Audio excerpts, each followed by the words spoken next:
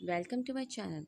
आज हम पढ़ेंगे regular sentences. Now let's get started. Sentence number 1, she is laying on the bed.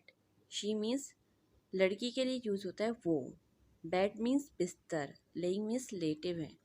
She is laying on the bed means वो बिस्तर पर लेटी हुई है। She is laying on the bed.